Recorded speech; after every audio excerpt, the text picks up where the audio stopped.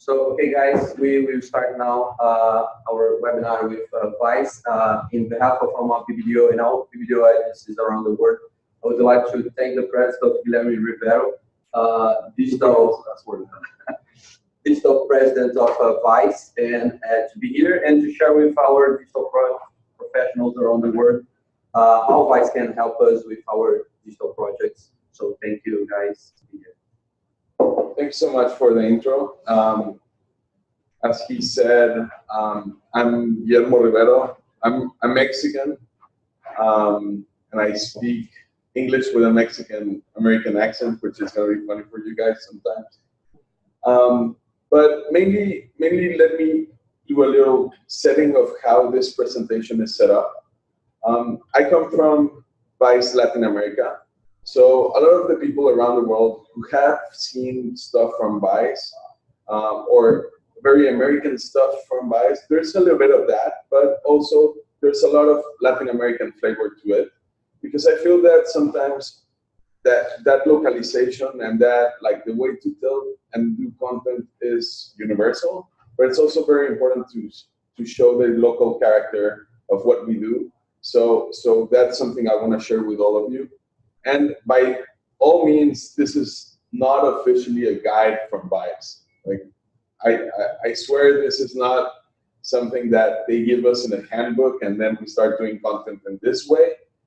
But it's what I think personally is the most intriguing way that we do stuff within Vice.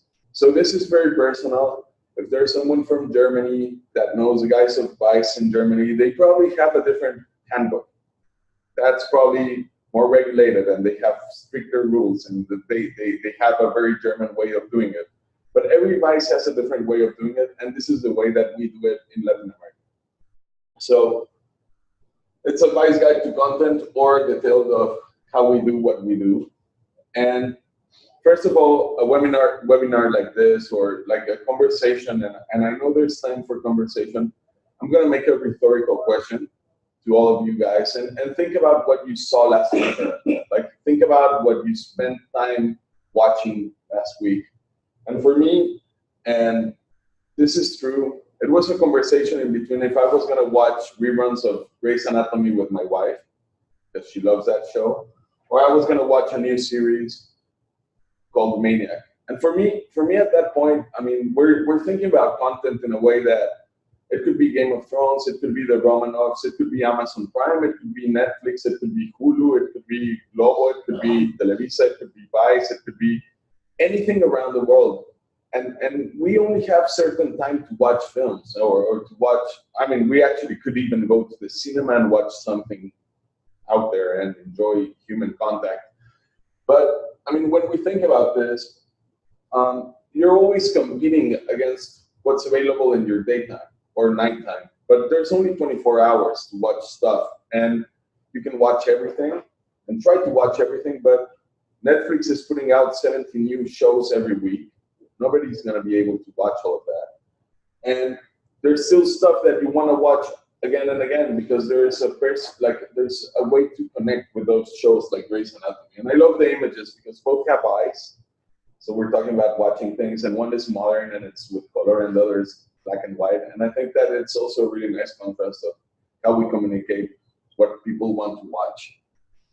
But then when we work with brands, we want people to talk about brands on the same way that we talk about the shows that we're watching. You know, like if you saw the Battle of the Bastards or Game of Thrones, and you were excited about what happened in that epic battle, and you cannot wait on what's happening on the release of the new one, the new series.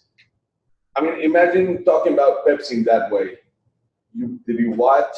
Well, of course, there was this one ad of Pepsi that was complicated, but like, imagine saying, like, I spent 3 hours binging.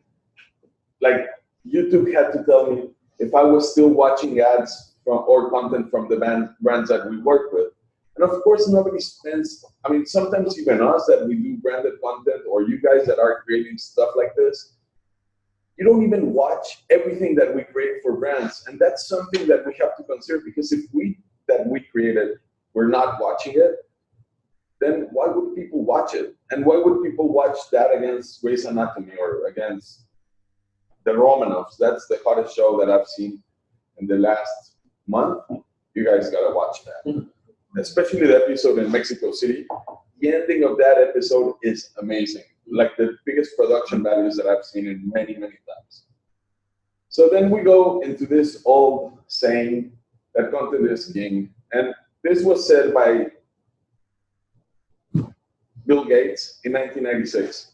So we've been saying that content is king since 96.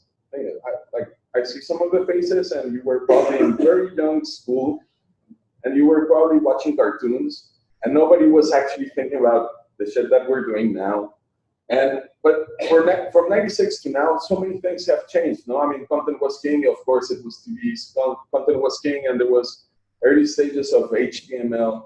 Content was king, and there was the beginning of some internet that could function, but maybe not. And then we made it all the way to here, and we're talking about different, like we're talking about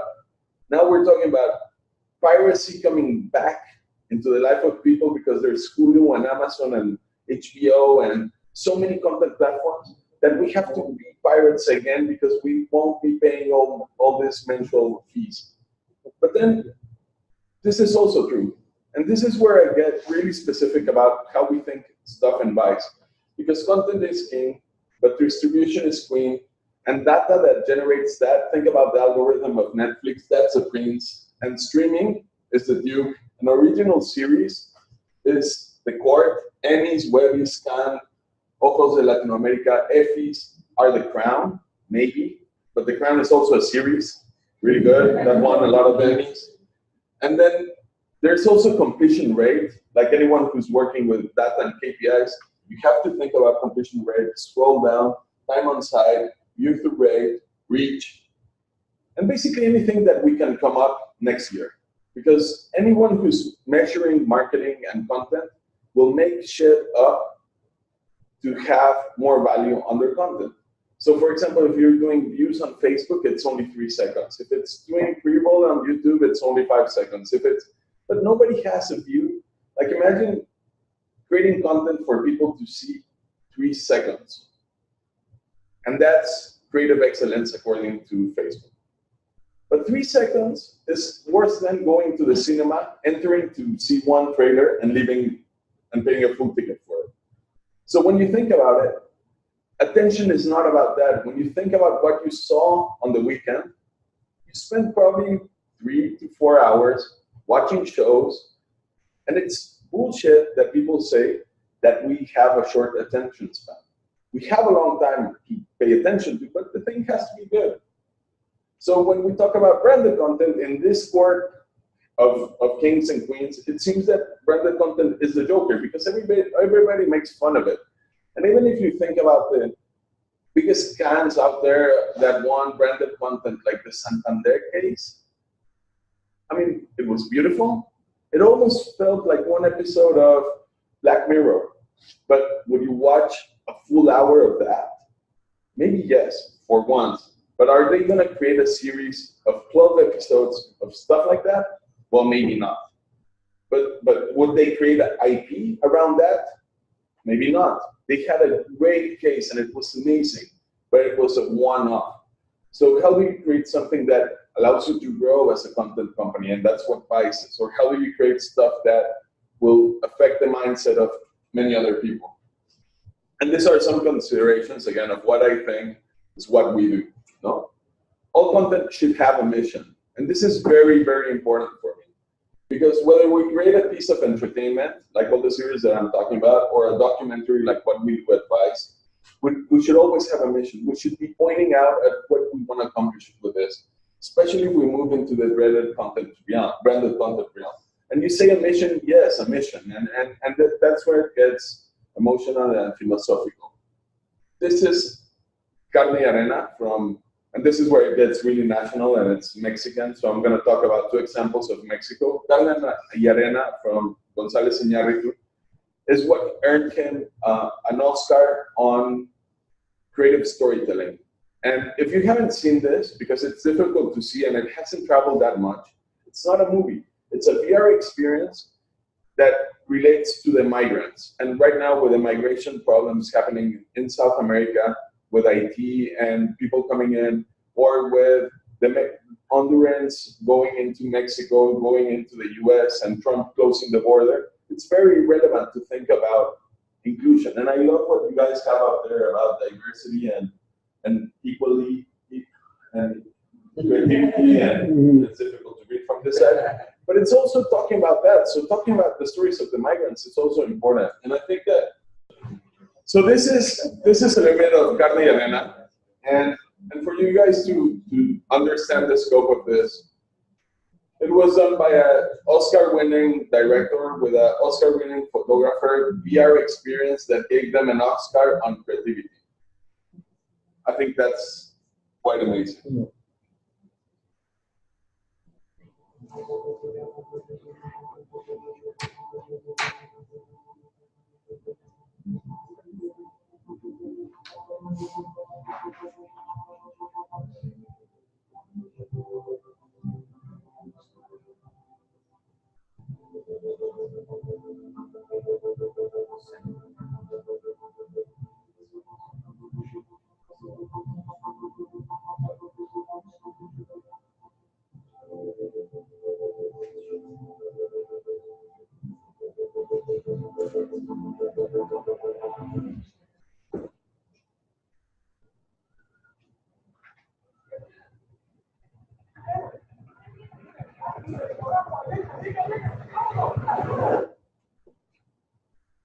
So basically, you don't get to see anything that is the whole show, but when you put the goggles on and you're in the middle of the room and you feel the sand, what you're seeing is the police coming to chase you as a migrant, and you really feel that your life is in danger. And it's created in the most beautiful way. And it's one of the first pieces of VR that it's not you having a little gun and walking around and playing like Doom or something like that.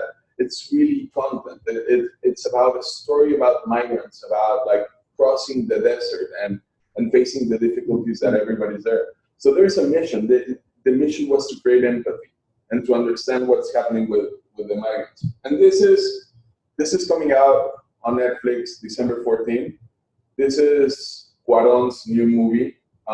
It's called Roma, and it's based in Mexico. It's based on his memories, and this is the trailer.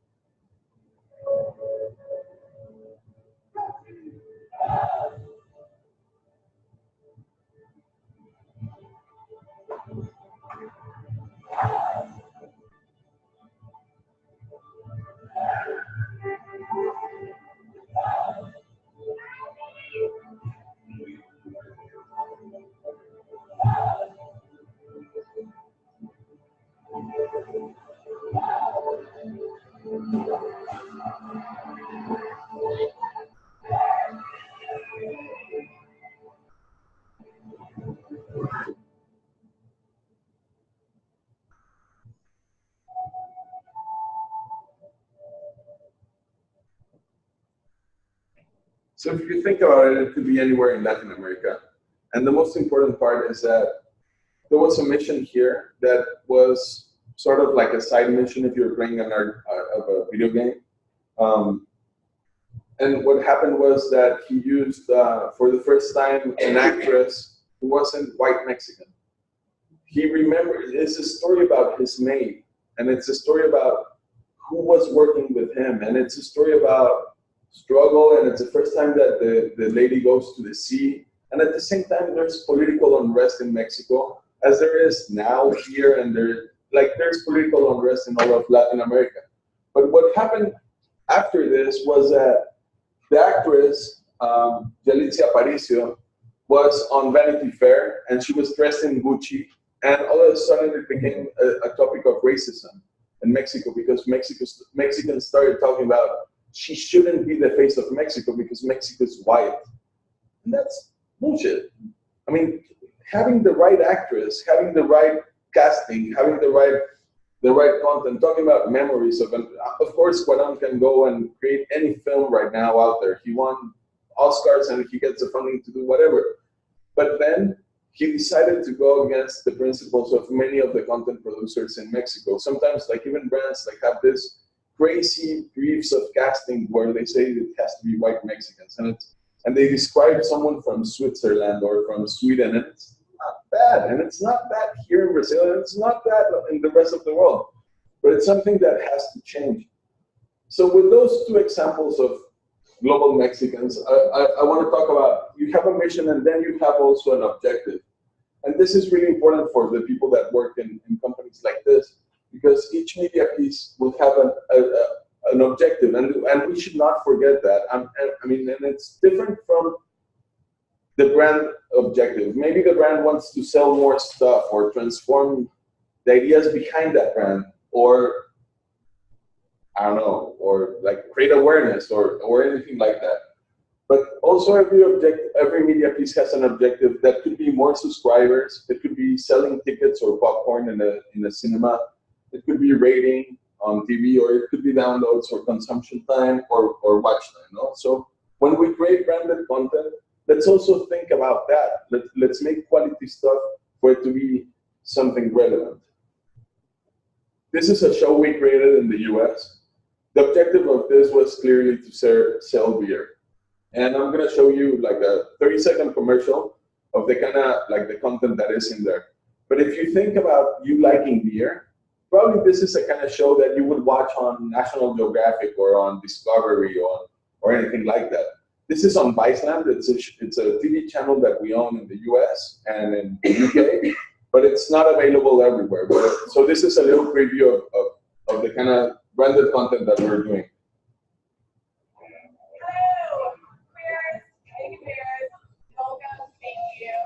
Our industry is mostly white men, and our club is made up of 90% women. I don't love beer. Oh, you're wrong. Fucking sorry. We like to really do this for beers as fresh as possible. So I got some strawberries here. You have to tap all of these. That's crazy.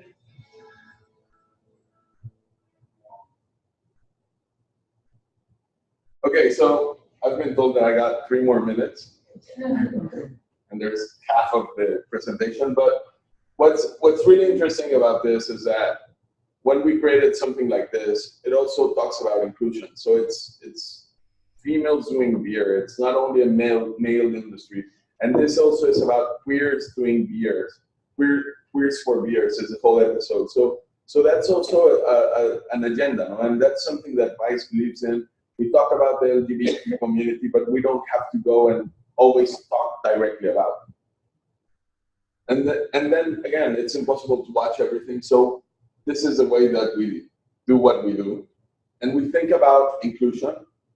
And it's something that we always consider. And that's the same that Cuarón is thinking about the indigenous people of Mexico. This is a really short video that we did. Marichui was a candidate to the presidency.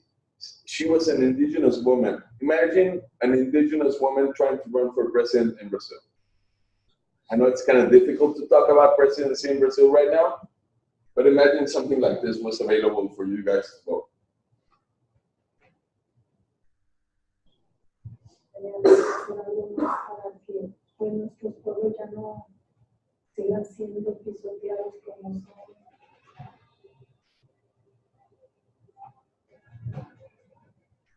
Es una sociedad en donde cada clase, cada grupo no se siente o participe por estar al lado.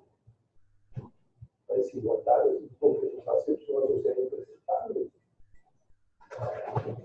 Es tiempo pues que la mujer hable, ¿verdad? Que la mujer participe, que la mujer construya.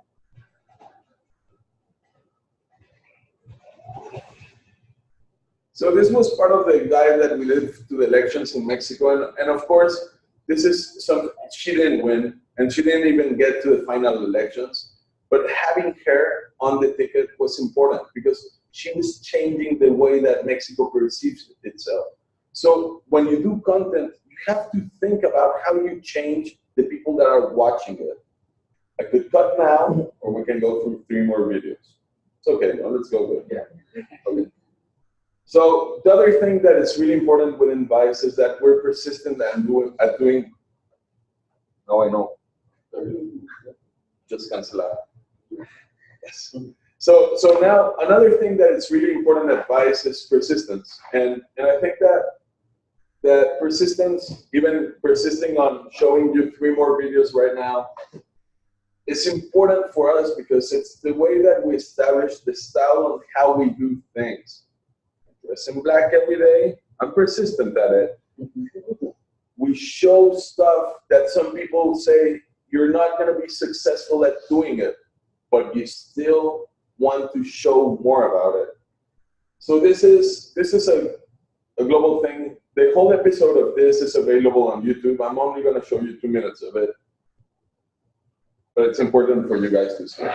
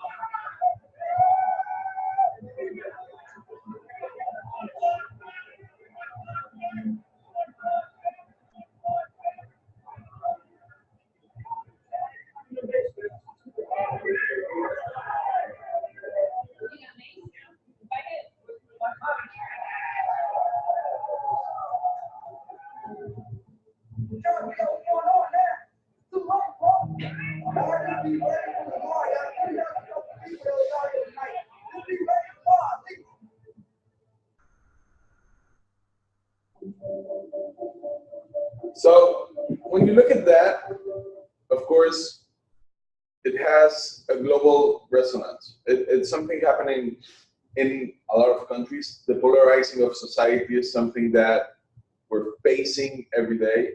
And in a fake news society, in a fake news world and a post-truth world, it is important to be persistent at telling things how you see them.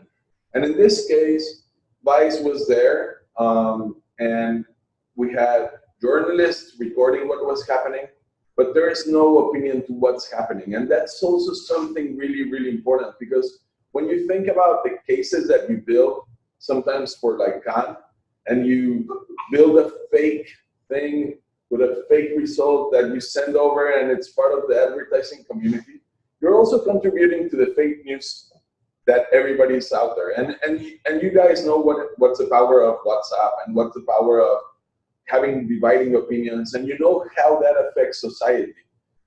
And the role of having media companies that are persistent on telling the truth is something important. And that's something for us that we don't want to compromise our audience by saying something like, oh, we're going to do this new show that tells it not the truth. We're going to try to find a way to tell the truth. And that's also something that is really important for us. And I think that everybody that does content, if you do it for yourself, you're always searching transparency and not bullshit. Because unless you're crazy and you start telling bullshit to yourself and you change like your psyche, nobody does that. And so finding transparency and not bullshit is something really important to create content. And from transparency, I want to show you guys this, because this is a branded content piece. And if I did not say that, you probably wouldn't know. But because you work on this, you will know because of some of the shots. But at the same time, we're not hiding it from our audience. We want to tell them this was paid by a beer, this was paid by someone, but we still want to entertain you. And if you're hungry and you like Mexican food, this is going to be a little bit of torture. But if you're a vegetarian, it's going to be worse.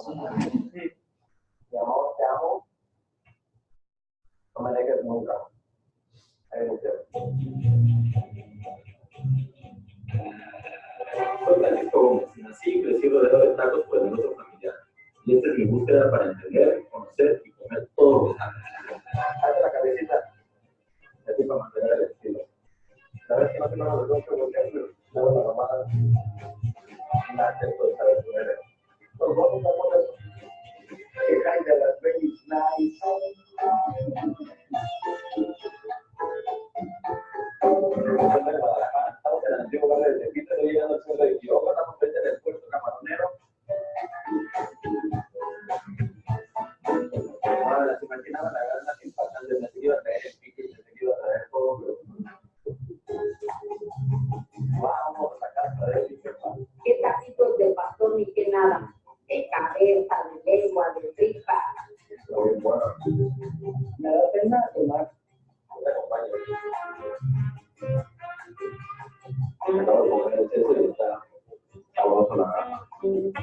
So when I talk about transparency about this, and where this is a really good example of that, is that this guy is our art director. He used to be our art director. He now moved to Argentina chasing love and whatever. But we will fly him to Mexico to do the next show, the season number 4. This was season number 2.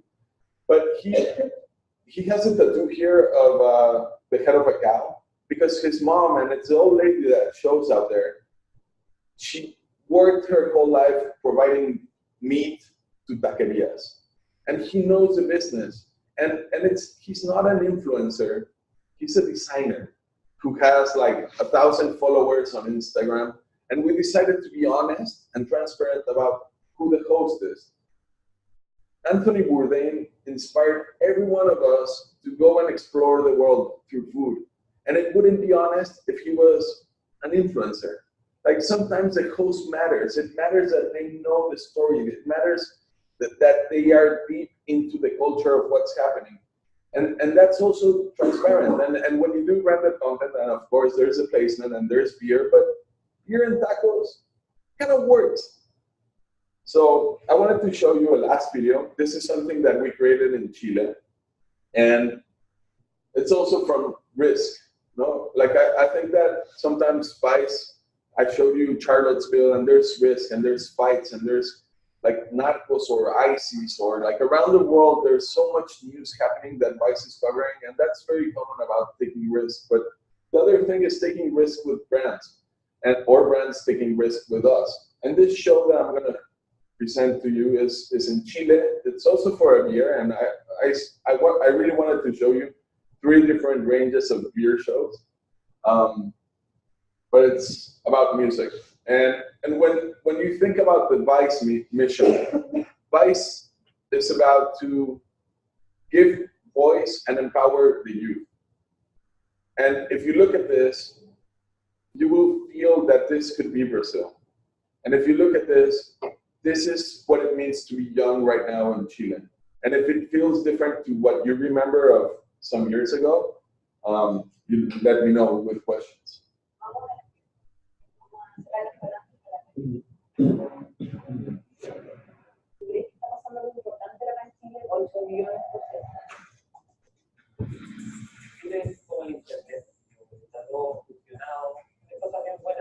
Como, bueno, necesito algo para ganar plata.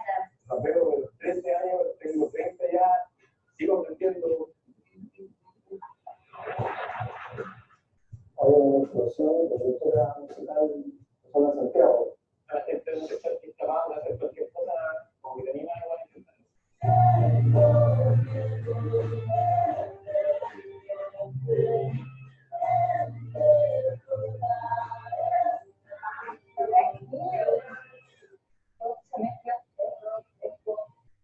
La música mucho más que para el escenario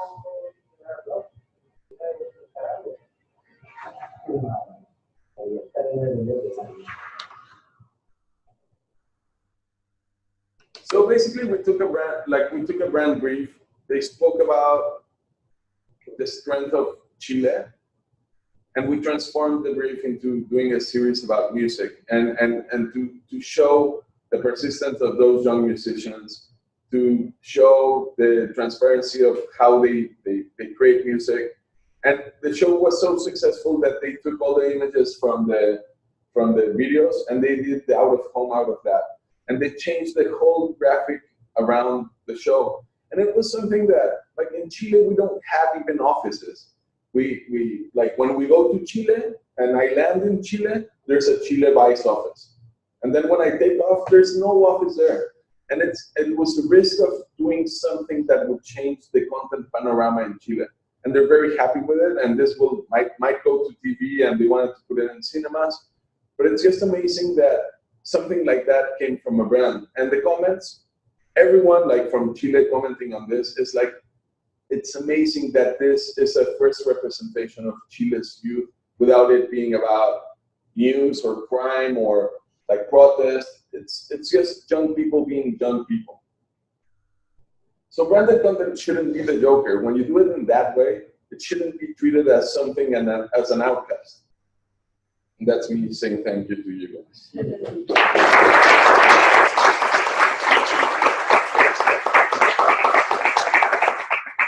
took longer than I had, but it was because you allowed. So my completion rate was really good. So if we have time or you want, we can have questions with the people online or with you guys, like however you guys do. There's some questions for people. I just would like to say something that you said that it's difficult from us, from an advertisement agency, to convince the client that content is good, the content is better. You create a film with 3 or 5 or 10 minutes, then a video with 3 seconds that Facebook is selling from them. Yeah. How can we convince the client that this is better? We have numbers, we have what we can use to fight against this Facebook Twitter and other placement that says just do the video with 10 seconds on or your users will not watch this. Yeah, I mean, there's a couple examples that we have that I could show you later about, like, we did this branded series with Corona in Mexico, and it was measured by Millward Brown, and they were talking about like brand awareness and brand love, and we implemented the people that watched the series. After watching the series, had 15 points more of brand love than the people that didn't watch it. So that's very compelling. That's very powerful. I think that it depends on the client. Of course, there's clients that are only starting with digital, and it's crazy that from their 100% of budget for marketing, sometimes they have like less than 1% to digital. Those clients are going to be really difficult. But if there's clients that you have that are already experimenting with new things, you have to, for me, it's about being persistent with them and trying to show them little things. And each time you do more content, do it longer, do it more interesting, challenge them with the way I challenge you about thinking about what you saw on the weekend. Because the first thing that has to change is that you guys believe in the content that can be good. Because if you also go back and think about, like, I'm gonna do 30 seconds or I'm gonna do a TV ad, and that's okay. Like, some brands need the TV ads. The milks and the cheeses of the world need milk ads. but the sodas and the beers and the alcohol need some other things, because I mean it's a world that already has too many brands talking about the same white spaces. So it's also part of the strategy, and I think that what's really important is that you have to take the strategy of the brand and the positioning of the brand. Like for example, Escudo.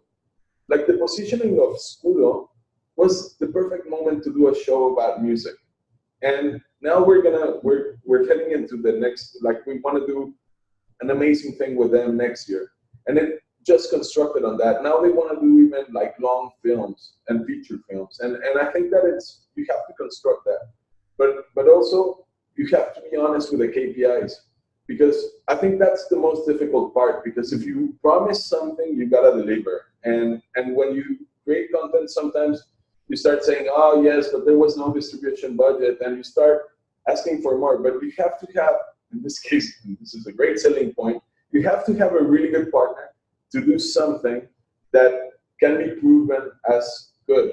And it's not only, I mean, Vice is the best, but it's not only Vice. There's other partners with whom you can take risks. But it's also finding the right partner with the right brand, and it takes a little bit of magic, because sometimes you fail at it. But if you failed at the first time, I mean, Vice wouldn't have 25 years doing this kind of stuff if we had changed in the first one. I mean, people do troll us and people do have bad comments, but just the last data, for example, that I think about this, the show with this Todo Bien, the one that we did with Corona, had like 3 million views in total, 3 episodes. And each video view of that was around 8 minutes. And the whole video was like 12 minutes. So the completion rate was high, but especially if you think about 7 minutes engaged with a brand, 3 times on each video, and you divide that in 30 seconds, like a TV ad, it probably has around like 35 million views. And when you think about what a campaign to generate 35 million views on one thing and the other, the cost, sometimes the cost is the real reason that clients want to do something different. Because sometimes like a major brand like Pepsi, they need to reach like certain demographic in a country that it's too expensive sometimes, that they only can do peaks of advertisement. They do one big TV campaign, and then they do another big TV campaign. But in the middle, they forgot to talk to their consumers. And I think that's where content comes in. And you change the way you engage with a consumer or with the audience, and you change from consumer to audience. And I think that it takes a while, but it's possible. I promise. I showed you. Yeah. Thank you. Persistence. Yeah. Okay, so I'm gonna move out of. Thank you guys.